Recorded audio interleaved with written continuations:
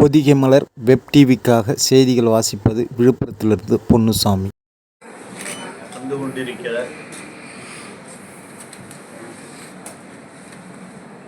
ஆற்றின் காரணமாக ஏற்பட்டிருக்கிற மழை வெள்ளத்தை தடுத்து நிறுத்த வேண்டும் என்று தமிழக முதலமைச்சர் அவர்கள் முன்னெச்சரிக்கை நடவடிக்கைகள் பல எடுத்திருக்கிறார்.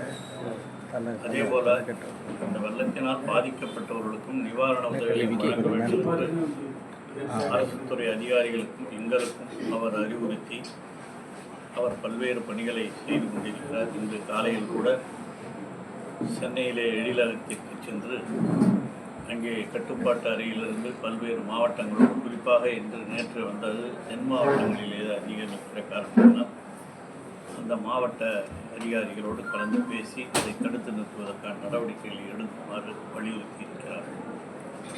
ஆகவே தமிழக முதலமைச்சரை பொறுத்தவரையில் இந்த வெள்ள பாதிப்பு எங்கும் அதிகமாக இருக்கக்கூடாது, பாதிக்கப்பட்டவர்களுக்கு நிவாரணமும் வழங்க வேண்டும் என்ற எண்ணத்தோடு தொடர்ந்து செயல்பட்டு கொண்டிருப்பதை நீங்கள் எல்லாம் நன்கு அறிவீர்கள்.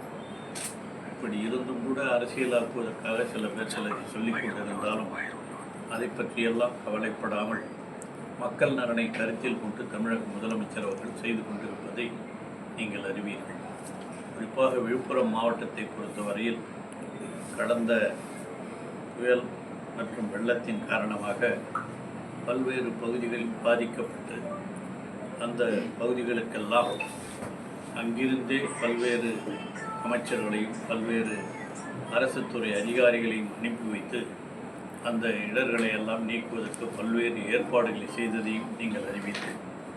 தொடர்ந்து அப்படி பாதிக்கப்பட்ட மக்களுக்கு அவர் வழங்கிய அந்த ஒவ்வொரு பாதிக்கப்பட்ட குடும்பங்களினுடைய இல்லங்களுக்கு தண்ணீர் புகுந்த எல்லா குடும்பங்களுக்கும் ரேஷன் கார்டின் மூலமாக ஒரு ரேஷன் கார்டுக்கு 2000 ரூபாயும் 5 கிலோ அரிசியும் அதே போல் சர்க்கரையும் பருப்பும் கொடுக்க வேண்டும் என்று ஆணையிட்டு அவைகளெல்லாம் வழங்கப்பட்டிருக்கின்றன.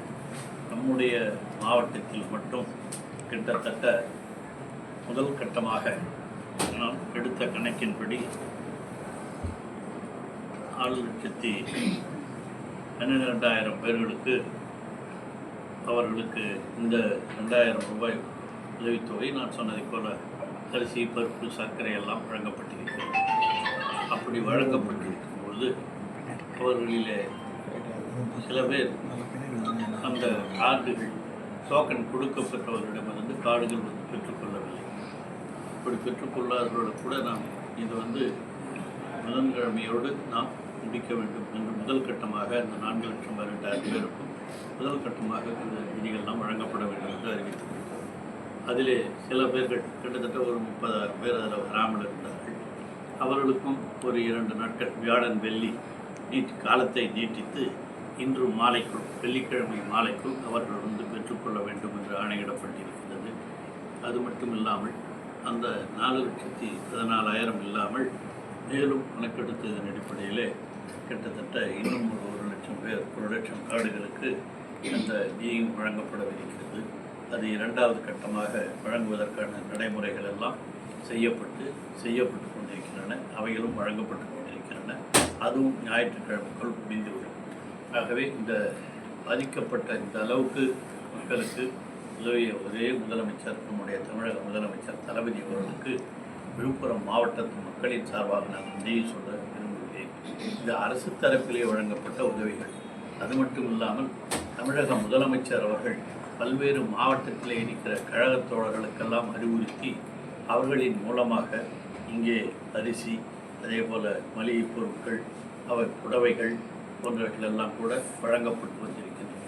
அவைகளையும் ஒவ்வொரு கிராமத்திலேயும் அனுப்பி நம்முடைய மாவட்ட திராவிட முன்னேற்ற கழக பொறுப்பாளர்களும் மாவட்டத்தினுடைய கழக நிர்வாகிகளும் ஒன்றிய கழக நிர்வாகிகளும் அவர்களெல்லாம் ஆங்காங்கே சென்று அந்தந்த கிராமங்களுக்கும் அந்த உதவிகளை வழங்கி இருப்பதையும் நீங்கள் நன்கு அறிவீர்கள். எல்லா கிராமங்களுக்கும் அவர்கள் சென்று பாதிக்கப்பட்ட கிராமங்களுக்கெல்லாம் பல்வேறு உதவிகளை அரிசியாக இருந்தாலும் புடவையாக இருந்தாலும் போர்வைகளாக இருந்தாலும் அனைத்தையும் வழங்கியதை நீங்கள் நன்கு அறிவீர்கள்.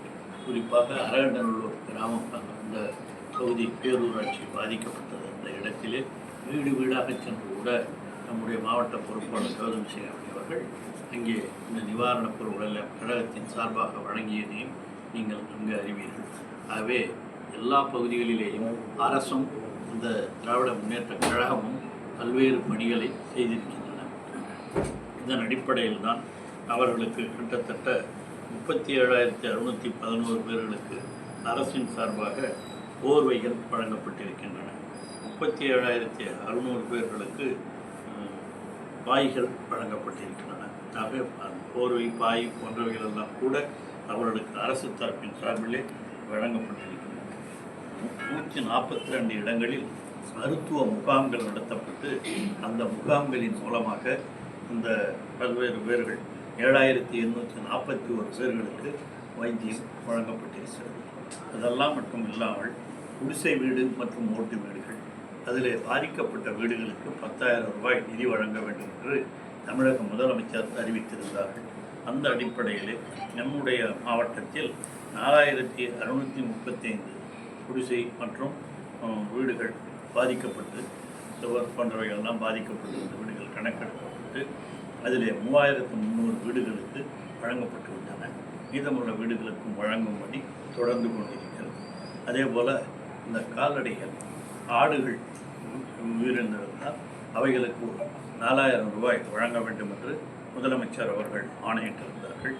நம்முடைய மாவட்டத்தில் 581 ஆடுகள் உயிரிழந்திருக்கின்றன. அந்த ஆடுகளுக்காக நிவாரணத் தொகையாக ஒவ்வொரு ஆட்டிற்கும் 4,000 ரூபாய் வழங்கப்பட்டு கொண்டிருக்கிறது. அதே போல் பசு, எருமை ஆடுகளுக்காக 37,500 ரூபாய் வழங்க வேண்டும் நம்முடைய தமிழக முதலமைச்சர் தளபதி அவர்கள் ஆணையிட்டு அந்த அடிப்படையில் 183 மாடுகள், எருமை மாடுகள், பசு மாடுகள் எல்லாம் உயிரிழந்திருக்கின்றன. அவைகளுக்கும் இந்த தொகை வழங்குகின்ற பணி நடைபெற்று கொண்டிருக்கிறது.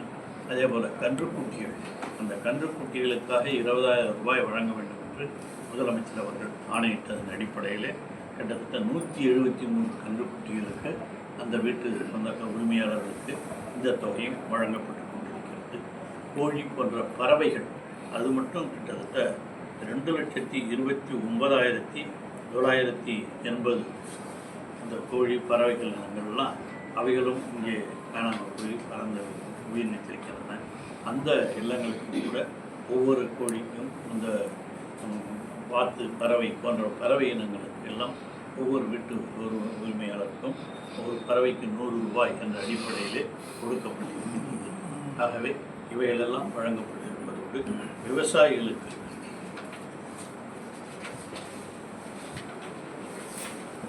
விவசாய நிலங்கள் பாதிக்கப்பட்டிருந்தால் அந்த பயிர்களுக்கான நிவாரணத் தொகையும் முதலமைச்சர் அவர்கள் அறிவித்திருந்தார்கள். அதற்கு குறிப்பாக பாசனப் பயிர் ஹெக்டர் ஒன்றுக்கு ரூபாய் 17,000 வழங்க வேண்டும் என்று சொல்லியிருந்தார்கள். அதில்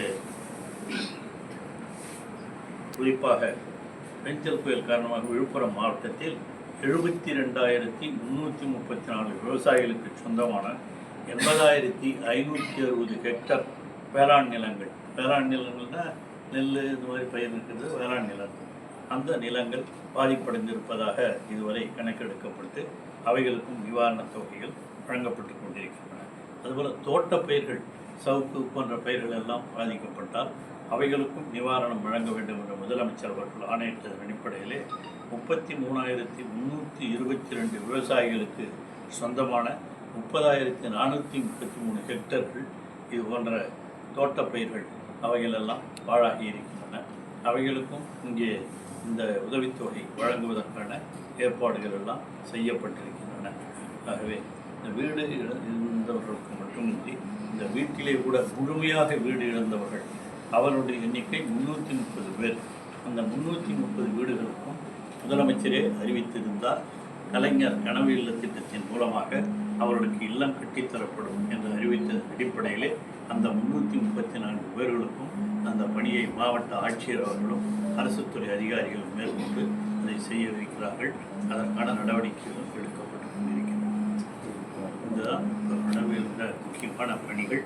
ஆகவே இவைகளெல்லாம் இந்த விழுப்புரம் மாவட்டத்திலே இதுவரை இல்லாத அளவிற்கு ஒரு பாதிப்பு ஏற்பட்டதனுடைய விளைவாக தமிழக முதலமைச்சர் அவர்கள் இதுவரை யாருமே இந்த அளவுக்கு உதவி செய்ததில்லை என்ற அடிப்படையில் இந்த அளவுக்கு உதவி செய்திருப்பது உண்மையிலே விழுப்புரம் மக்கள் எல்லாம் நல்ல நடுநிலை உள்ளம் கொண்டவர்கள் எல்லாம் பாராட்டி கொண்டிருக்கிறார்கள், வாழ்த்தி கொண்டிருக்கிறார். நான் முதலமைச்சர் அவர்களுக்கு விழுப்புரம் மாவட்ட மக்களின் சார்பில் என்னுடைய உளமார்ந்த நன்றியை உங்கள் மூலமாக தெரிவித்துக் கொள்ள கடமைப்பட்டிருக்கிறேன். மேலும் நேற்று வேறு இந்த மழை தொடருகின்ற அளவிலே கிட்டத்தட்ட 10 சென்டிமீட்டர் அளவிற்கு நம்முடைய மாவட்டத்திலே இந்த மழை பொழிந்திருக்கிறது.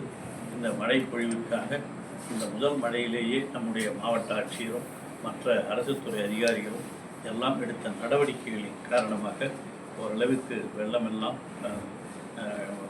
எந்த பாதிப்பும் ஏற்படாத அளவிற்கு செய்து கொண்டிருக்கிறோம். அந்த அளவிற்கு எங்கேயும் அதுவும் குறிப்பாக இந்த சாலைகள் எல்லாம் போக்குவரத்தெல்லாம் பயன்படுத்துகிறவர்கள் முதல்ல தெரிஞ்சவங்களுக்கெல்லாம் கேள்விப்பட்டிருப்பீங்க. மின்சாரம் எல்லாம் இந்த அளவுக்கு உடனடியாக முதலமைச்சருடைய நடவடிக்கையின் காரணமாக அவைகளெல்லாம் சரி செய்யப்பட்டன என்பதெல்லாம் உங்களுக்கு தெரியும்.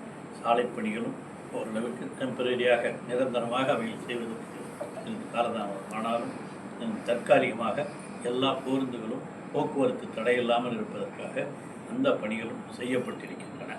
ஆகவே அவைகளெல்லாம் செய்யப்பட்டிருக்கின்றன. இந்த மழையின் காரணமாக இதுவரை எந்த பாதிப்பும் பெரிதாக இல்லை. மீண்டும் மழை வரும் என்று சொல்லியிருக்கிறார்கள். ஆகவே அவைகளுக்கெல்லாம் முன்னெச்சரிக்கை நடவடிக்கையாகத்தான் முதலமைச்சர் அவர்கள் எங்களுக்கெல்லாம் ஆணையிட்டு அவர்கள் அந்த மாவட்டத்திலே இந்த பணிகளை மேற்கொள்ளுங்கள் என்று சொல்லி நாங்களும் அதிகாரிகளோடு மாவட்ட ஆட்சியரிடமிருந்து நேற்று முதல் இதை பேசிக் கொண்டிருக்கிறோம். மாவட்டத்திலே இருக்கிற கழகத்தோழர்களும் அதேபோல் உள்ளாட்சி அமைப்பை சார்ந்தவர்களும் இந்த பணிகளிலே முழுமையாக தங்களை ஈடுபடுத்தி கொண்டிருக்கிறார்கள். நிச்சயமாக இந்த வெள்ள பாதிப்பை தடுப்பதற்கான எல்லா நடவடிக்கைகளையும் இந்த அரசு தமிழக முதலமைச்சருடைய ஆணையோடு நாங்கள் நிறைவேற்றுவோம் என்பதை உங்கள் வாயிலாக தெரிவித்தோம். சார், இந்த ரேஷன் கடைகளில் இந்த நிவாரணப் பொருட்கள் தரீங்களது ரூபாயெல்லாம் தந்துடுறாங்க, அரிசி தந்துடுறாங்க. இந்த தோரம் பருப்பு, சர்க்கரை போன்ற பொருட்கள் வந்து நிறைய இடத்துல வந்து பதுக்கிறதா ரேஷன் கடை ஊழியர்களே தரமாக இருக்கிறதா குற்றச்சாட்டு நிறையா இருக்குது சார். விழுப்புரம் மாவட்டத்தில், விழுப்புரம் நகர்லேயும் அந்த மாதிரி இருந்தால் நிச்சயமாக நடவடிக்கைகள் நம்ம அரசினுடைய கவனத்திற்கு, மாவட்ட ஆட்சியர் கவனத்திற்கு வருமானால் நிச்சயமாக நடவடிக்கை எடுக்கப்படும். பெரும்பாலும் எல்லாத்தையும் நம்ம கொடுக்க சொல்லி தான் சொல்லியிருக்கிறோம். அவர்களுக்கு அந்த மாதிரி எல்லாம் இங்கேருந்து அங்கே எல்லா ரேஷன் கடைக்கும் அதெல்லாம் அனுப்பிச்சிட்டு தான் இருக்காங்க. அவங்களையும் கொடுக்க சொல்லியிருக்காங்க. அந்த மாதிரி எங்கன்னா ஒரு சில தவறுகள் இருக்குமானால் அது உண்மையிலே நம்முடைய கவனத்திற்கு வருமானால் கண்டிப்பாக உரிய நடவடிக்கை எடுக்கும். உடைந்து போன ஏரிகள், ஒவ்வொரு கிராமத்திலையும் உடைந்து போன ஏரிகள் எப்போது சரி செய்யப்படும்? அதனால் இன்னமும் நிற்காமல் தண்ணி போயிட்டுருக்கு. இல்லை, அந்த பணிகள் எல்லாம் நான் முதல்ல சொன்னேன்.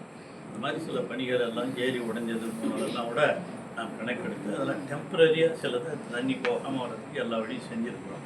நிரந்தரமாக அவைகளை மூடி வைப்பதற்காக பொதுப்பணித்துறையின் மூலமாகவும் மற்ற நீர்வளத்துறையின் மூலமாகவும் அவைகளெல்லாம் ஏற்பாடுகள் செய்யப்பட்டு கணக்கெடுத்து நிச்சயமாக அவைகளையும் விரைவில் செய்து முடிப்பதற்கு ஏற்பாடு செய்யப்படும். தொடர்ந்து இந்த மழையினுடைய நெருக்கடி இருக்கிற காரணத்தினால் மீண்டும் பாதிக்கப்படாமல் இருப்பதற்கு என்னென்ன முன்னெச்சரிக்கை நடவடிக்கைகள் எடுக்க வேண்டுமோ அவைகளையெல்லாம் எடுப்பதற்கு மாவட்ட ஆட்சியர் அவர்களும் இங்கே இருக்கிற அரசு துறை அதிகாரிகளும் நம்முடைய முதலமைச்சர் அவர்களே நிரந்தரமாக நேரடியாக எல்லோருடன் தொடர்பு கொண்டு அவர்கள் ஆணையிட்ட அடிப்படையிலே அவைகளெல்லாம் நடைபெற்று உடனுக்குடன் செய்திகளை தெரிந்து கொள்ள பொதிகை மலர் வெப் டிவியை தொடர்ந்து பாருங்கள். நன்றி, வணக்கம்.